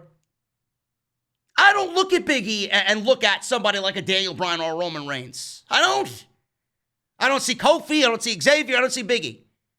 It has nothing to do with them. It has everything to do with the way WWE has just given us this New Day gimmick. I don't look at any one of them doing that and being a WWE champion. I don't. That's just my opinion. Bryan and Reigns. That's why it's in the news. Bryan, not on SmackDown. I think he'll be with WWE towards the end of the year going into the Royal Rumble. That's what I think the WrestleMania main event should be in 2021. AJ Styles walked out and asked how either of them can claim they're champion when he's the uncrowned champion. Hardy said if Styles is healed, he'll happily defend it against him. Sammy said that's not how it works. Styles attacked Hardy. Sammy joined. Styles kicked him from behind. Set up for a Styles clash, but Hardy instead gave him a twist of fate. Sammy then landed a haluva kick on Hardy, grabbed his IC title, and ran away like the cowardly heel that he is. I enjoy Sammy very much, but I think Sammy is incredibly underrated. He's got that weaselly, wily, fucking just sneaky heel. He plays it so good. So it looks like we're getting a triple threat match at Clash of Champions. I wish that they would give more to Sammy and have Sammy do more on SmackDown and really get behind him as a legitimate heel champion, because the guy can absolutely go. And he's another one that I'm worried about. They're not going to do anything with him. And when his contract is up, I absolutely see El Generico showing up in AEW. I really do. Styles. I got news on Styles. What AJ Styles thinks of Paul Heyman being on SmackDown with Roman Reigns after he was moved over from Monday Night Raw. Now, as you guys know, Roman Reigns is now with Paul Heyman. Styles was on Monday Night Raw when Paul Heyman was executive director. Styles then asked to be moved to SmackDown to get away from Heyman. Styles blamed Heyman for getting Luke Gallows and Carl Anderson fired, etc., etc. You guys know the story. Then all of a sudden, Roman Reigns is aligned with Paul Heyman. They're on SmackDown. So Heyman's back on the same brand that Styles is now currently on after Styles had asked to be moved away from Heyman. Heyman's back on the same brand as Styles. So he was obviously talking about this, and maybe one of the reasons why Vince McMahon came down on everybody today with the 30 days, you're not able to work with any third parties bullshit. So during a recent Twitch stream, Styles commented on his heat with Paul Heyman. He called the situation water under the bridge. He's not one to hold a grudge, and went on to say that he will be able to get along with Paul Heyman on a professional level. He says this, and I quote, "It is what it is. I could care less. It's water under the bridge. Not saying that I have forgotten what he's done, but I'm not going to be that guy that holds a grudge. I'm not like that. Okay, dude, you know you pissed me off. You know how I feel. I may never trust you again. Can I get along with him professionally? Absolutely. Doesn't mean I'm going to be mean to him or say anything. It's over. My buddies are doing fine." End quote. So everybody looked at Paul Heyman's return to SmackDown as AJ Styles potentially having an issue, and apparently he's okay with the issue. He's okay with the Paul Heyman situation. So that's that. AJ Styles got 5 years left on his deal. He's going to have to get along with him. He'll be in the WWE for quite some time before he calls it a day in WWE. So I found that to be very funny. Figured I'd throw that in there with the news on the situation here with Sami Zayn and Jeff Hardy. Triple threat match we're looking at for the IC title. Doesn't really excite me. I don't really get excited about these situations. I would much rather prefer a one-on-one match. But here we are. WWE's got to get everybody on the show. Tucker walked up to Otis because you know they had the Money in the Bank briefcase stolen. And Tucker's been carrying around this Money in the Bank lunchbox as of late. Tucker walked up to Otis in a panic over Morrison stealing his briefcase. Otis says, "No, don't worry," because he keeps the contract in his lunchbox. He showed Tucker the contract. So Morrison stole the Money in the Bank briefcase earlier, and Otis had it in Tucker's lunchbox. Why? How? I don't know. Maybe he didn't want to get it dirty. Maybe he was using the Money in the Bank briefcase as a fucking placeholder to eat, and he didn't want to get it dirty. Tucker asked what he actually keeps in the Money in the Bank briefcase then if the contract is in the lunchbox. So then they cut to Morrison, who opened the briefcase and found a stapler, some, I guess, ear-cleaning fucking cotton swabs. That's what it looked like to me. And then he found salamis and a sandwich. It looked to be on rye. It looked to be some sort of meat with some cheese. I don't know what it was. He was about to take a bite of it, and Miz said, please don't. Please don't. Morrison was tempted to eat it, though. So Jay walked up to Reigns in the locker room for the main event, before the main event. Said he owes him one for getting him in the Fatal 4-Way. Reigns says, I didn't do anything. You don't owe me anything. He says it's about time they're showing him respect. Jay says he's going to win and face him at the Clash. He told Jay he knows his brother would win, but let's see if you can get one on your own this time. Imagine after all of this, man, Jey Uso wins this shit.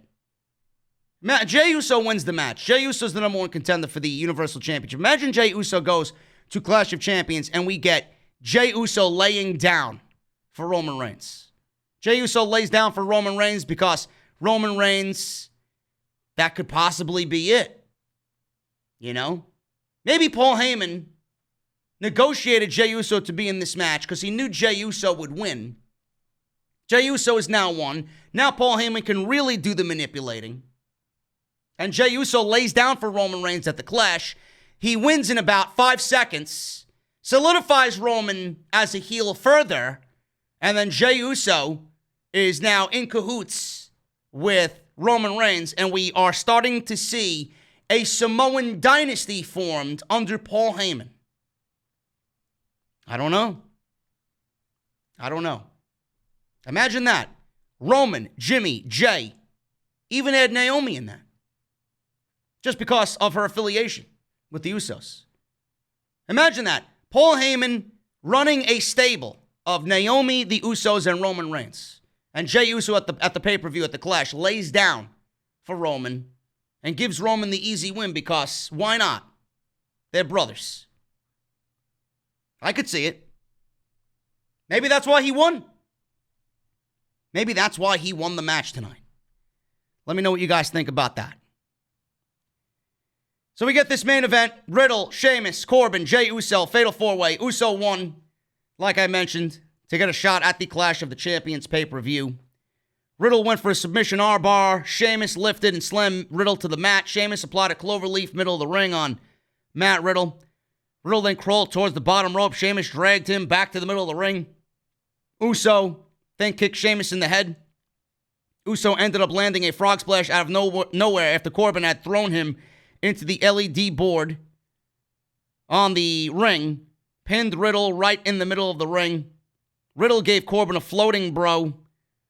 And like I said, Uso came off the top rope after Riddle delivered that floating bro to Corbin because he was on his back already. Uso flew in the air with the Uso splash. And the stage is set. Cousin versus cousin at the Clash of Champions. Roman versus Jey Uso for the WWE Universal Championship. I don't know where they're going with this, man, but I stand firmly behind what I said before. You know? With that little caveat of maybe Roman and Jey Uso are forming a faction, a dynasty of sorts. Maybe Paul Heyman's putting together a Samoan dynasty under his watch with Roman leading. I don't know. We'll see what happens. Maybe we get the Samoan dynasty on SmackDown, and then this would probably lead to the Undisputed Era getting called up. So they have somebody immediately to feud with. It's very interesting. I don't know, man. It could be something. It could be nothing. I don't know. Let me know what you guys think about that down below in the comments of this video in the chat. That's your SmackDown review. That's your SmackDown news. 1,600 deep in the live chat, man. 680 likes. I would appreciate you guys if we can get it up to closer to 1,000 before we get the hell out of here. Super chats are on. If you guys want to send in your super chats, let's hang out for a bit, man. Super chats are open. Get your questions in. If you guys were here for the review, thank you guys so very much. We're going to be taking some super chats now. If you're getting out of here, I'll see you guys tomorrow for All Out. Appreciate you guys. Let me take a sip of my cold beverage here, man. It's tough doing these 2-hour podcasts with no fucking water, you know? No time to drink anything. Yeah, man. Daniel Easterday, $2. What pasta sauce do you recommend?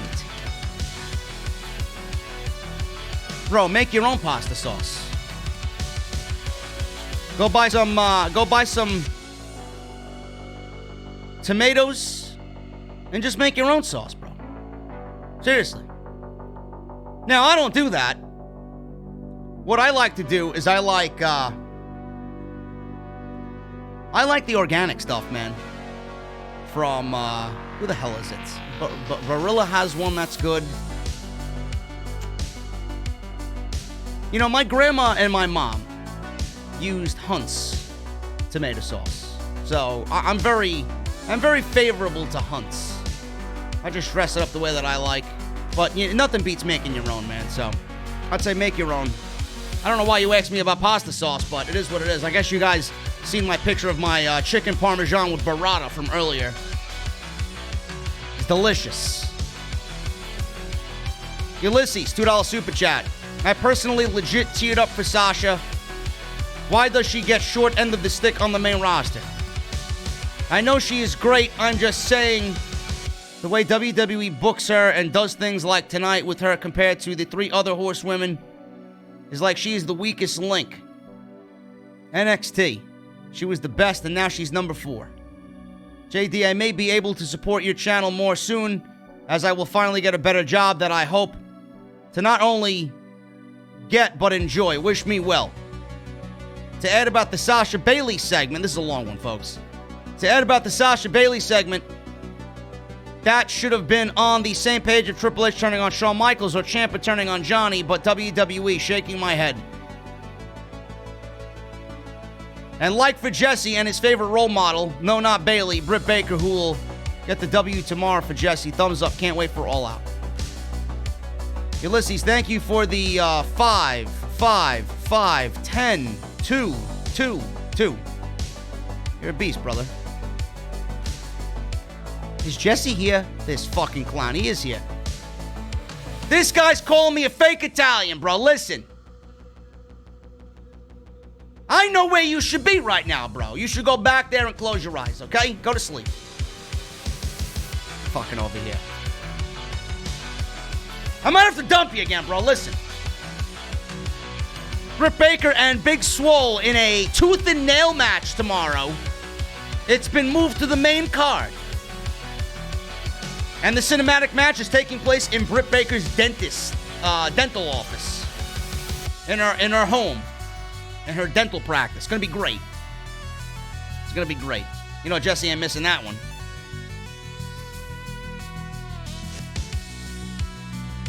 Moving on here, man. Ulysses, thank you for the super chats, brother. Carell, the Swordmaster. $5 UK. JD, bro, for once, I'm awake while you go live. So here's to you. Hit the thumbs up, goons. Thank you for doing God's work. Thank you for being here, Carell. It's pretty late over there, bro. What the fuck you doing up? You must be one of them early bird gets the worm types. Not me. But I appreciate you being here, bro. Jacob Donnelly, $5 super chat. No disrespect to JEY USO, but if we're giving the title opportunities to people who have been off TV for months, may as well give Bo Dallas a shot. Listen, bro, Bo Dallas could actually show up in the Funhouse next week as well. I didn't mention that. Everybody thinks it's Alexa. It could be Bo Dallas. That is something I'd actually like to see more than Alexa, to be honest with you. Jacob Donnelly with another $5. Also, a lot of people think the woman in Heels teaser is a returning Eva Marie. Oh, God. God, I hope to God not, man. Please, somebody find out for me before I end this fucking stream if that was Eva Marie. I forgot to talk about that, man. It might be something, you know, when I looked at it, it looked like something that they're doing with Mandy Rose. That they're kind of re-envisioning Mandy Rose now that Sonya Deville is gone. Now that Jacob Donnelly said, everybody's saying it could be Eva Marie. Bro, I swear to God. Please. Please. Could be Chelsea Green as well. Some Chelsea Greens in the chat. Vanessa Bourne. Could be Vanessa Bourne too. Bro, if it's Eva Marie, I might have to go buy bleach and fucking live stream me drinking a couple shots. Seriously. Nobody wants to see that. Eva Marie is absolutely awful. In every sense of the word. Thank you, Jacob. Deshaun Turner, $4.99. Daniel Bryan wins Royal Rumble. We get a WrestleMania match with Roman for the Universal title. Book it. Absolutely. JP 5150, $5. OTS Live is the source of truth. WWE is the source of disappointment. Roman unchanged. Fatal 4-Way will fail with Riddle losing to JEY USO. Typical. Thank you, JP. I had indoor dining for the first time today, man. My first beer with indoor dining experience back was a double nickel Monty's Reserve. I highly recommend it. Lance Lewis says it's Tessa Blanchard. Kelly? Bro, these answers are fucking garbage. Please. Kelly, Eva Marie. Nobody wants to see that shit. Indigo, $2. Hey, JD, much respect. What's up, Indigo?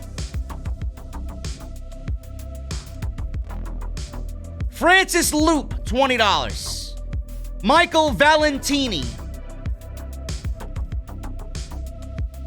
Or Valentine. Of Squared Circle Psychobabble said that Serena Deeb was a trainer in NXT and helped train Sasha Banks and Charlotte Flair and helped with the women's evolution. And WWE let her go. AEW better sign her. I'm not sure how true that is. I don't know if he's got Serena Deeb or Sarah Del Rey mixed up, but Sarah Del Rey has been the trainer for NXT for pretty much as long as NXT's been around. Serena Deeb was the one in the CM Punk group with Luke Gallows. Straight Edge Society. She was the one that was bald. She was in the Mae Young Classic. She was a trainer in NXT. I think he's mixed up with Sarah Del Rey. I'm not sure. Popo Jr., $2 super chat. JD, what's up, my brother? What's going on, bro? Chris Hassel, $4.99. JEY USO pinning Matt Riddle makes me want to grab Triple H's sledgehammer and crash my car window. No smile on my face until 8 p.m. Saturday for All Out. Yeah, man. Matt Riddle should have not been pinned.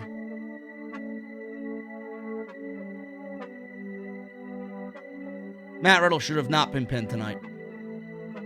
It's just embarrassing. Yes, I believe Deeb was there like as a invite coach. Sarah Del Rey has trained all the women in NXT, so I don't know what anybody's talking about.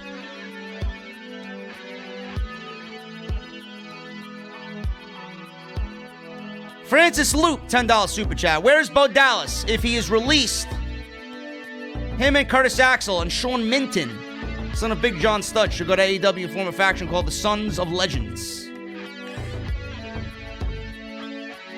Not too keen on that name, but that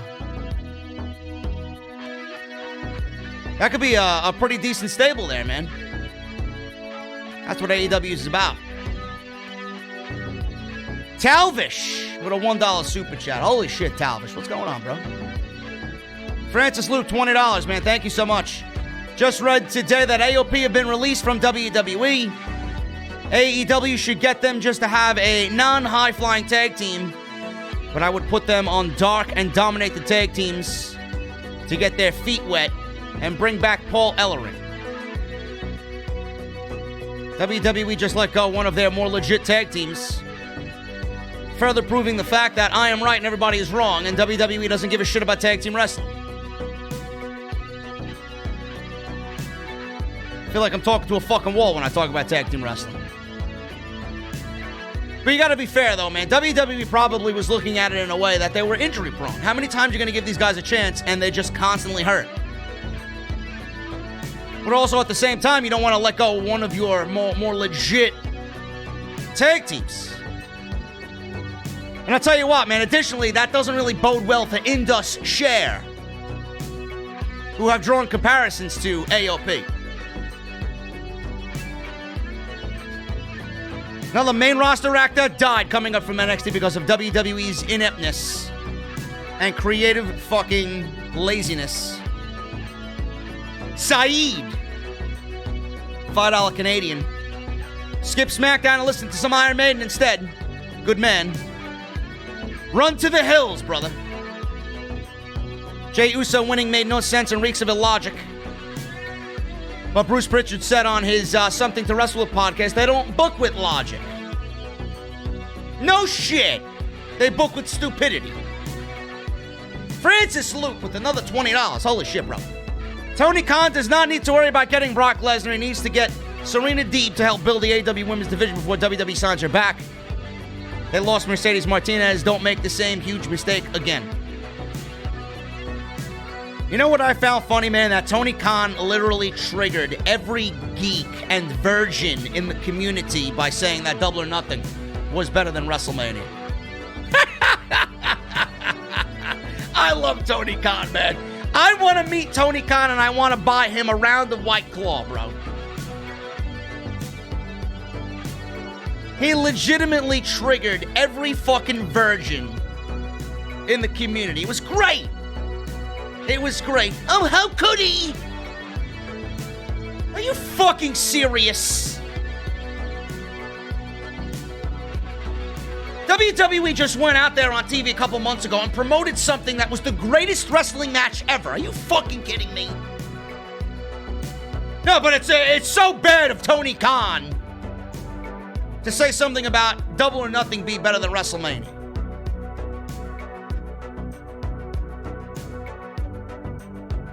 Yes, please, let's not be proud of the work that we're putting out. Of course he's gonna fucking sell his show, you fucking geek!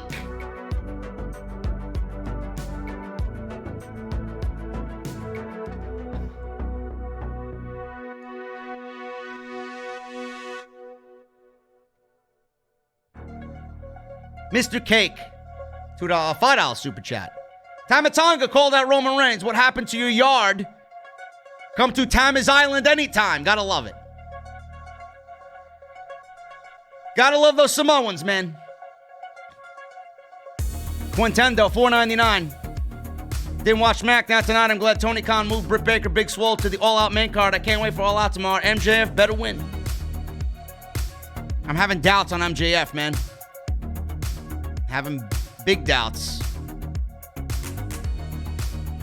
King Cell, $9.99. Edge and Daniel Bryan should be the final two in the Royal Rumble. In the end, we have Bryan versus Reigns and Orton versus Edge at WrestleMania. You're the best podcast. I'm a loyal goon for life. I'll take it, King Cell. I like it. I like it a lot. Gorilla Press, $2. We're here showing love, brother.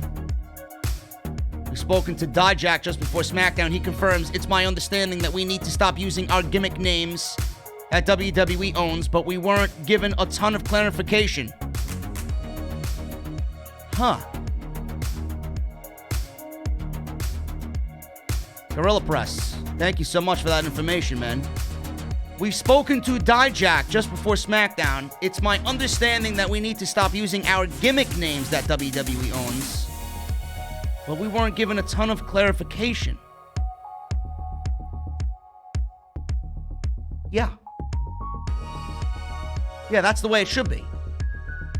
Now, I don't know how I don't know how WWE can fucking go out there and own someone's real life name. You can't do, I guess it could be done. I don't know.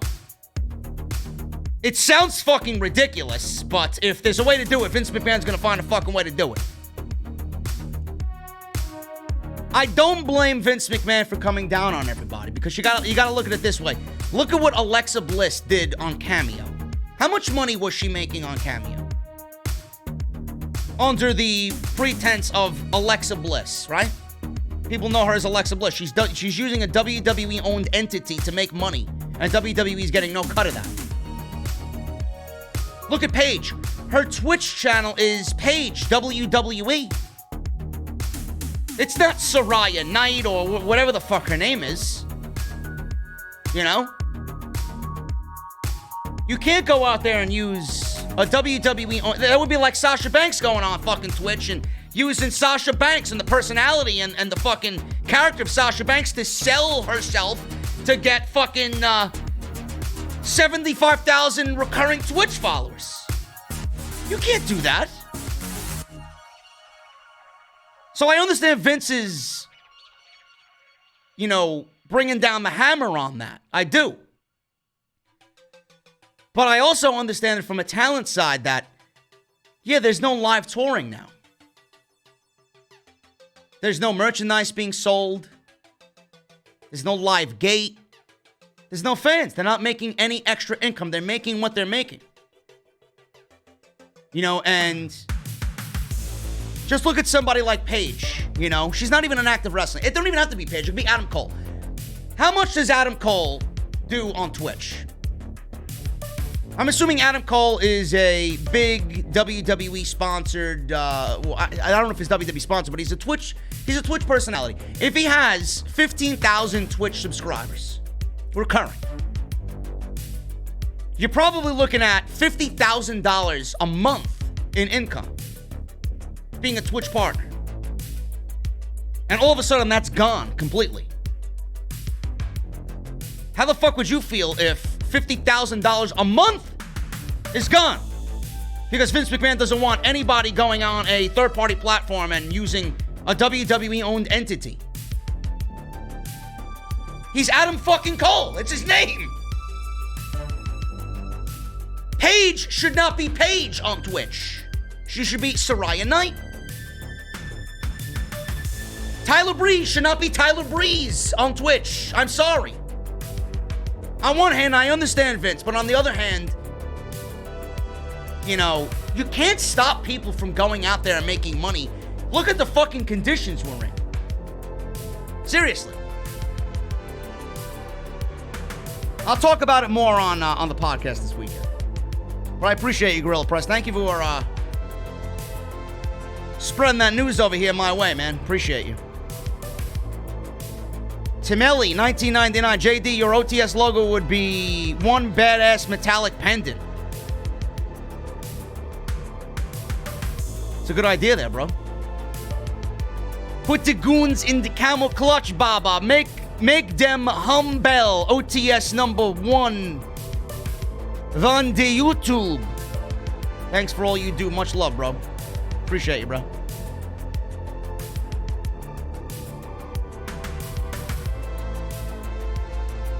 Hoot Media says in the chat they need to figure out how to get each person's earnings, etc. It's all a nightmare for public companies to report on, etc. Yeah, you can't have AJ. You know what the other thing is? The other thing is AJ Styles. Someone probably got wind of this shit. AJ Styles is out here on Twitch every fucking week breaking kayfabe. Talking about the Paul Heyman thing. Talking about he had COVID. Talking about the Paul Heyman thing now on SmackDown. That's water under the bridge. Paul Heyman's a liar. Paul Heyman's this. Paul Heyman's that. Someone probably got, caught Vince McMahon's ear in regards to that and said, what the fuck's going on here? This is a WWE-owned entity here. AJ Styles is a WWE employee now. Can't be going out there doing things like this and twitching and fucking cameoing. That's probably what caused all of this shit to happen. WWE wants a slice of the pie. How much money are they making on Twitch, man, using Most of these people are nowhere without WWE. Paige is nothing right now without WWE. She's not even wrestling. And she's using Paige WWE to make an income on Twitch. Of course WWE is going to be upset about that. They want to cut her the money. Selena Vega doing the same thing, right? Who else is on there? Cesaro's on there, right? Mike Rome is there. Xavier Woods is there. He's got up, down, down. I don't think anything's happening to that. It's crazy. It's a very gray area, man. WWE has this thing, man, where it's just greed. It really is just greed. That's what it boils down to. I gotta read more up on it, but I agree with Vince, and then at the same time, it exposes how out of touch he really is. It's ridiculous.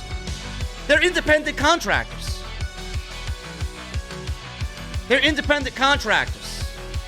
Yet they're not treated like independent contractors. You sign with WWE, you give your life away. Wellington T. Hat showcase. My hats are right there, man. I'm not going to get up and show you my hats. I usually wear the same hat for every live stream I do. Sheamus has Celtic Warrior workouts on YouTube. Yeah, you can't go under Sheamus. You got to go under a different name. You got to go under your real name. Whatever his fucking real name is, it's got to be so-and-so workouts. It can't be Sheamus workouts. Sheamus is a WWE-owned copyrighted name. It's a WWE entity. If he was under his real name, it wouldn't be an issue. He's not building an audience off of so-and-so. He's building an audience off of Sheamus.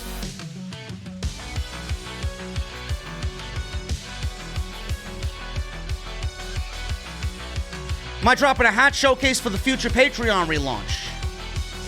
Probably not. I'll talk about it, but I won't show anything yet. I don't even know where I'm getting them made yet. I'll tell you what, man. Additionally, with Vince doing this, it's going to drive people out of the fucking company. That's exactly what it's going to do. If people can't, if someone's losing that type of money on Twitch, and they can't do that no more while on the WWE contract, going to be a lot of unhappy campers in that company, man.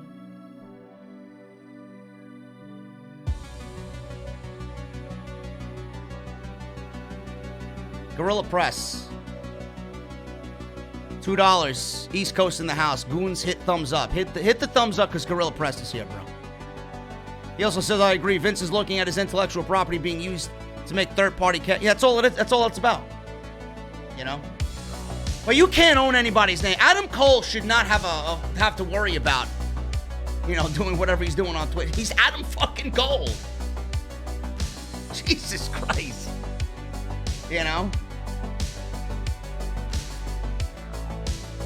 Ricardo Linnell.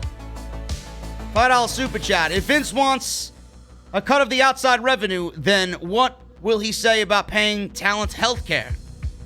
Can't take without giving something. It's also true. Like I said, man, it's a very gray area. It's a very gray area,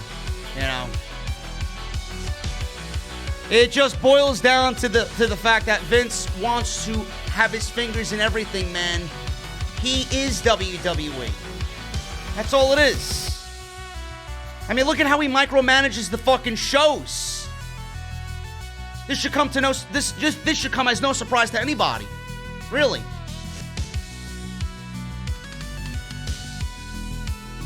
Ajax, what are you asking, bro? What is Ajax asking? What's the name of JD's intro song? It's called The Return by Pilot.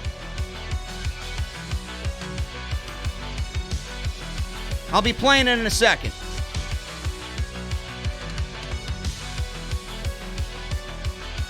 Justin, with a $14.99 super chat. I'm still in shock that JEY USO is getting Universal title match after months of not being on TV. I want to be excited, but it's another illogical booking decision. Bro, I talked about it all in the beginning of the show, man. It's absolutely worth it. Sal Rex is texting me. She changed her channel name. What did she change it to?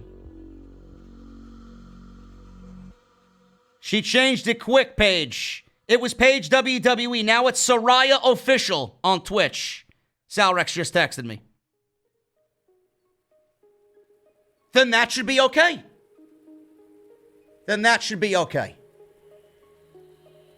Soraya Official now is Paige's Twitch.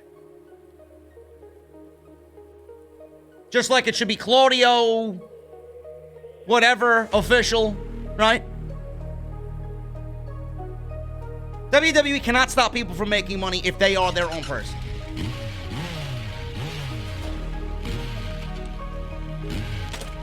But guys, that is it, man. That is it. I'm getting out of here. Hopefully you guys had a good one. And we talked about a lot today, man. A lot going on with SmackDown tonight.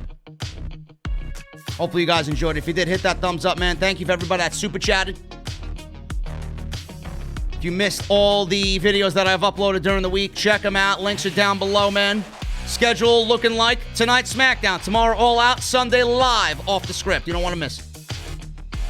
Live off the script. I got an iPhone 11 Pro Max, bro. I love it.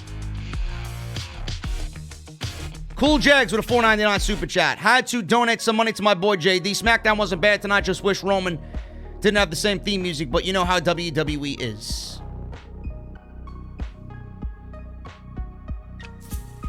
Yeah, man. Wasn't bad tonight. Still wasn't good, but it wasn't bad. But guys, I will see you all tomorrow for not SmackDown. Tonight's SmackDown. I'll see you tomorrow for All Out. I don't want another SmackDown.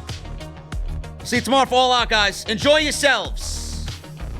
Thank you for making me number one tonight. Make me number one tomorrow. I love you. Let's try and do it again tomorrow. Hit that thumbs up.